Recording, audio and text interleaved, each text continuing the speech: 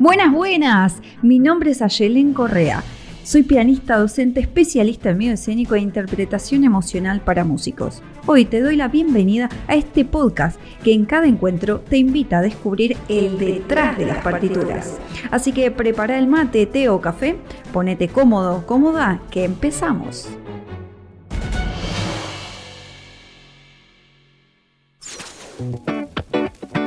Buenas, bienvenidos a este nuevo episodio. Por acá un día gris en Italia, un poco lluvioso, pero acá firmes con un matecito calentito de por medio. Hoy un hermoso tema, los pensamientos, y te voy a contar un poco más, a ver qué te parece.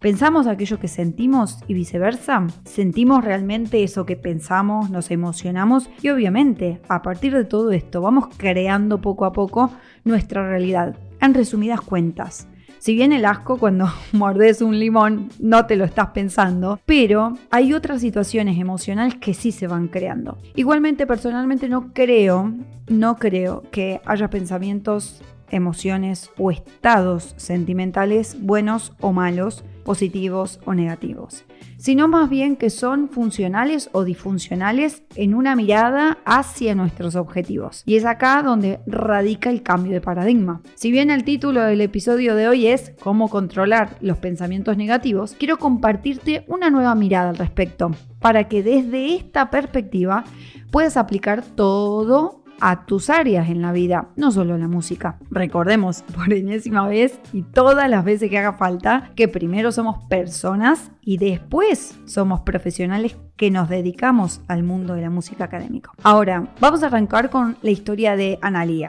La verdad es que quiero llevártelo a una situación concreta, a una cotidianidad, para que vos lo puedas entender de una manera simple, concreta, llana. Y vamos a abordarlo desde la historia de Analía. ¿Arrancamos?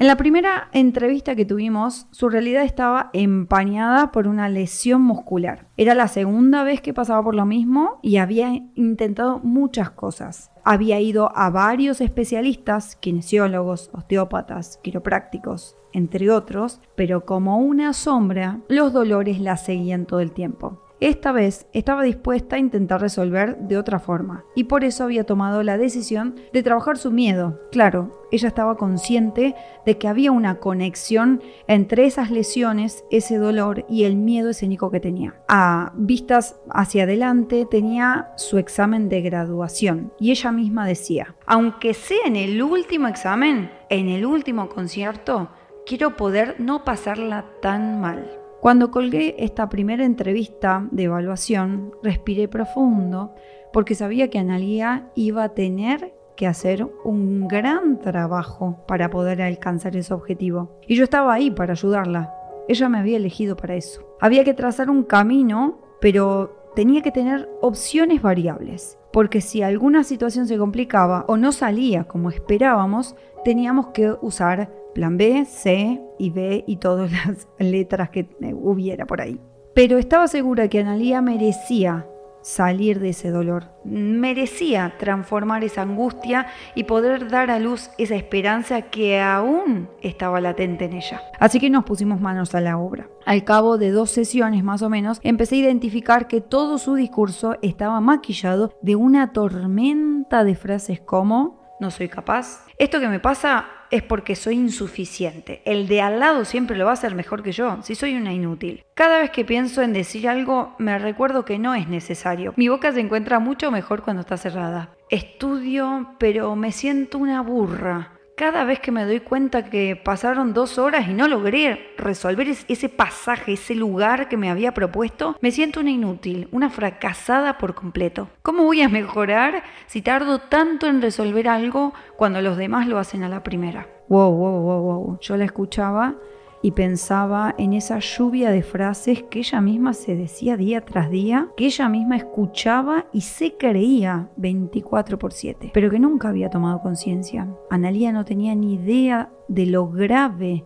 que era estar diciéndose todo eso. Así que le propuse que se grabe en las sesiones de estudio para que podamos evaluar su diálogo interno, que se anote esas frases que cada vez que aparecían en sus pensamientos o incluso a viva voz, porque ella me comentaba que solía hablarse mientras que estudiaba, así que le dije, aprovechemos eso, grábate, pero no te juzgues. Anótalo, escribilo, regístralo, pero sin juzgarte. Ese fue el primer paso que dimos. Le iba explicando que necesitábamos registrar ese diálogo interno, conocerlo y analizarlo para después poder generar una estrategia para cambiarlo. Después de 10 días más o menos me compartió todo ese material y yo no te puedo contar lo que fue eso. Hasta ella se había sorprendido de todo eso que se decía, de todo eso que pensaba, y ahí fue cuando me confesó. No sé por qué me digo todas estas cosas. No se las diría ni a mi peor enemigo. Y se rió cuando terminó y nos reímos juntas. Claro, uno también se puede reír de sus propias desgracias. Esa es un poco la función del chiste, ¿no? De la alegría y de la camaradería. Hacer un poco más llevadero eso que nos pasa, pero sin quitarle la seriedad que amerita, porque era un tema serio. Poco a poco fui identificando que las frases iban ligadas a sus emociones, a sus estados emocionales, y lo fue registrando. Escucha. Me siento obligada a demostrar mi nivel y eso me genera ansiedad.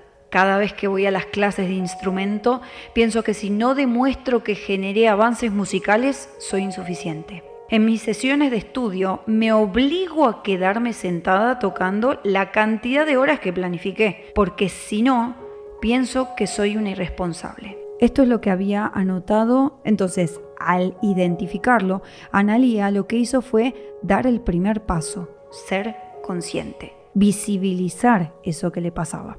Lo siguiente que teníamos que trabajar era la aceptación, sin juzgar, sin evaluar y sin dictaminar como bueno o malo, negativo o positivo.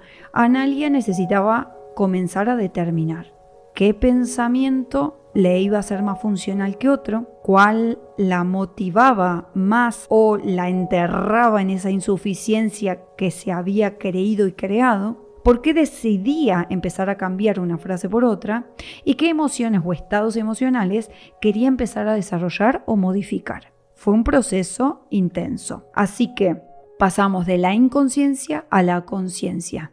Ella ya sabía qué era lo que le salía naturalmente pensar y por ende sentir. Ahora nos podíamos poner a planificar el proceso del cambio. Y cada frase que identificó empezaría a suplantar por otra que elegía desarrollar. De esta forma, ella logró pasar por las 3 etapas más importantes. 1. Visibilizar eso que la dañaba, eso que le disgustaba y con lo que no estaba conforme. 2. Aceptar que necesitaba un cambio y una ayuda externa porque sola hasta el momento no había podido. Y 3. Decidir qué iba a hacer con eso de lo que ahora era consciente. Es decir, tenía que decidir si iba a ir por el camino del cambio, la transformación y el crecimiento, o decidir no hacer nada. Porque te cuento algo, decidir, no decidir, es también una decisión en sí misma. Entonces Analía tuvo su concierto de recital, te cuento, la semana pasada. Después de todo este proceso, te imaginarás que ella decidió poner manos a la obra ya desde un inicio. Y estaba tan emocionada que me escribió, me mandó audios, me agradeció tanto por ese disfrute, por poder haberlo pasado bien y vuelto a conectar con la música. Claro, ella estuvo con un proceso enorme de transformación. Sin embargo, ella se merecía festejar su propio logro y había hecho otro inconsciente. No lo estaba festejando ella por ella misma, sino que estaba volviendo a generar que el mérito era de otro y no era de ella. Pero ella se merecía festejar su logro. Y es ahí cuando le mandé un audio. Hola Analía, qué emoción. Me alegro tanto por este increíble logro que has alcanzado. Me alegro tanto, pero tanto que hayas vuelto a disfrutar y a conectar con la música. Trabajamos una barbaridad para todo esto y has hecho un tremendo trabajo. Pero, Analía, el logro no es mío, el logro es tuyo.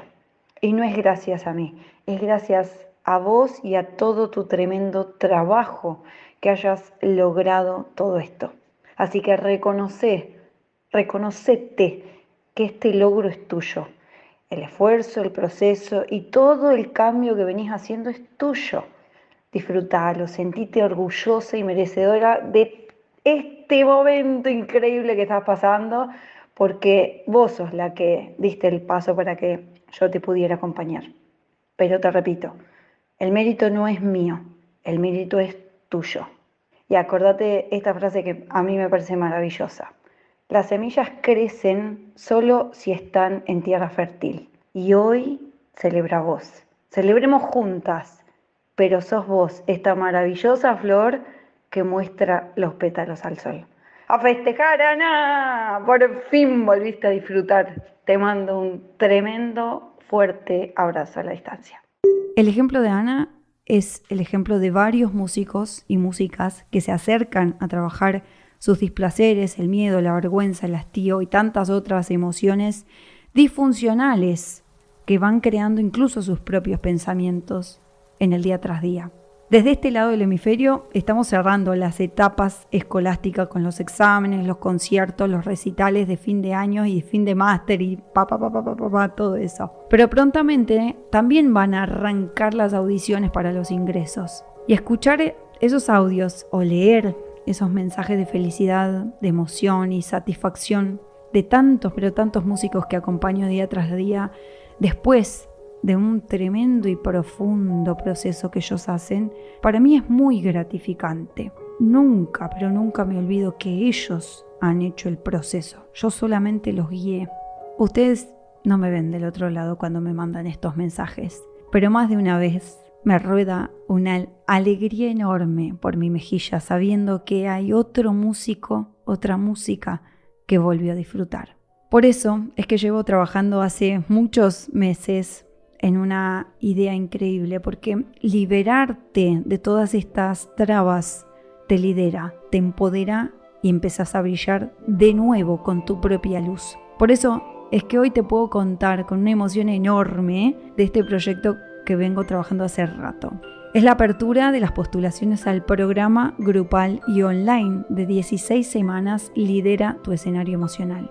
Y es acá donde plasmé toda mi experiencia, todo el trabajo con tantos músicos e incluso mi propio trabajo por detrás como especialista, como música, como pianista y como docente. Por eso hoy te vengo a invitar a sumarte a un proceso de transformación emocional, musical y profesional donde tendrás el espacio de contención seguro, cercano, transparente y honesto, donde habrá músicos como vos que están buscando reconectar con ese placer. En este programa transformacional vas a volver a conectar con todo eso y vas a desarrollar ese músculo emocional que no sabías que tenías y que poco a poco le iremos dando forma para que vuelvas a potenciarte. Así que si sos un músico que realmente pasó por estas realidades, es decir, por visibilizar el problema, aceptar que tenías un problema y estás en el punto de decidir que alguien te acompañe a transformarte, esta es tu oportunidad. Están abiertas las postulaciones para participar de este programa transformacional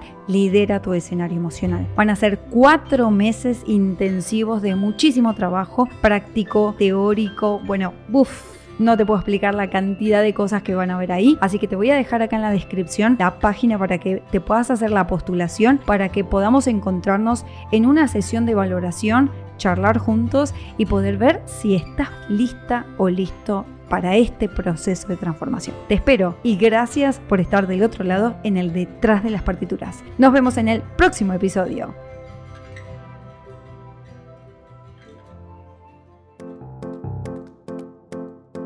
Te cuento que me encontrás en las redes como ayelencorrea.musica. Ahí vas a descubrir cada uno de los espacios que creé exclusivamente para vos. Nos vemos detrás de las partituras.